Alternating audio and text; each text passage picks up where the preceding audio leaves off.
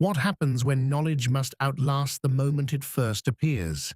For most of human history, direct experience was enough. You saw the object, you heard the instruction, you watched the procedure.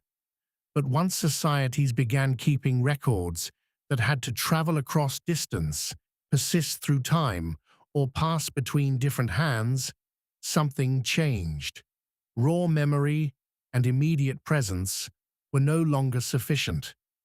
Distinctions needed to hold even when the original thing or speaker was no longer available. The problem was practical, long before it ever became philosophical. This is before logic, a history of rules before they were written. The earliest evidence of this pressure appears not in formal theory, but in the patient, everyday work of scribes and administrators. In ancient Mesopotamia, extensive lexical lists on clay tablets grouped terms for trees, stones, metals, animals, professions, and legal categories. These lists functioned as working tools, shaped by the demands of daily governance and record-keeping. They helped maintain consistency in trade contracts, tax records, legal rulings, and the training of new scribes over long periods. The groupings followed observable features or shared uses. They were not built on abstract theory.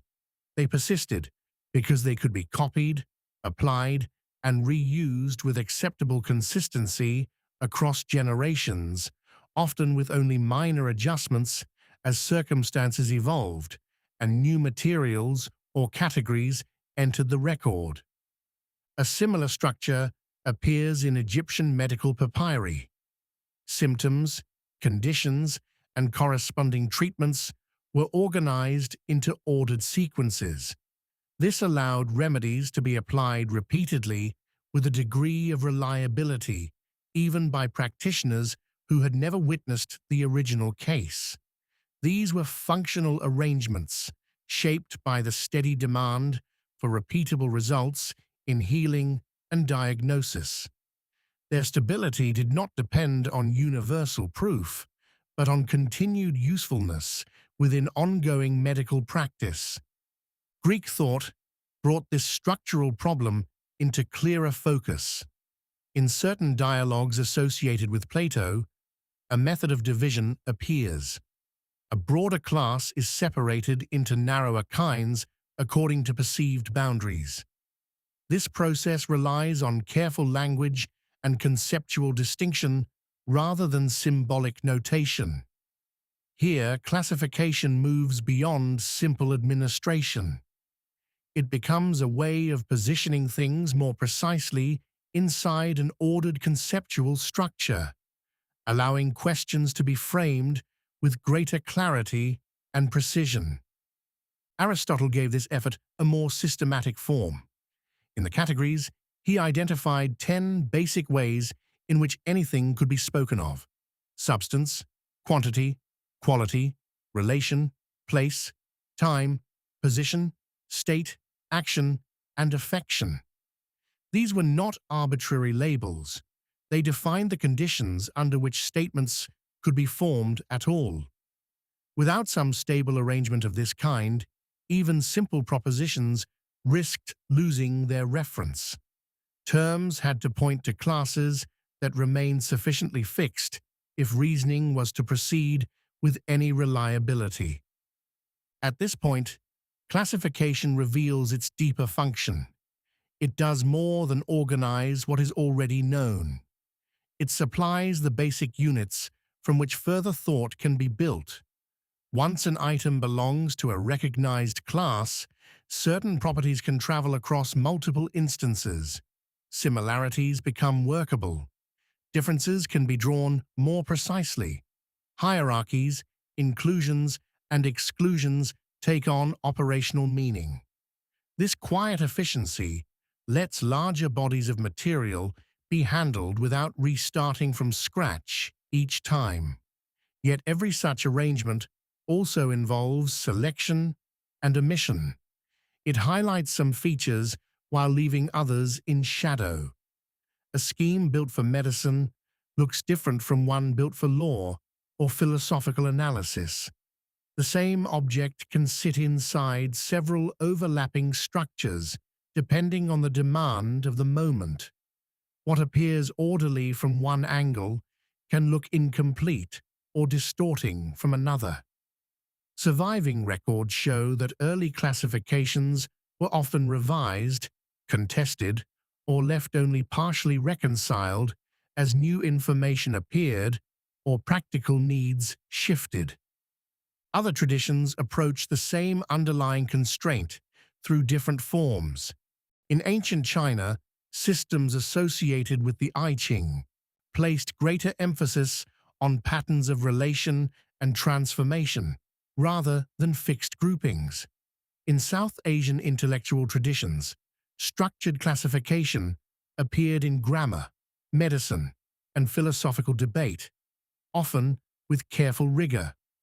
Despite their differences, all responded to the same pressure. Knowledge had to be stabilized enough to be stored, transmitted, and applied across distance and time. In administrative contexts, the consequences were immediate. Taxation systems, legal procedures, inventories, and social hierarchies all depended on categories that could be applied consistently across institutions.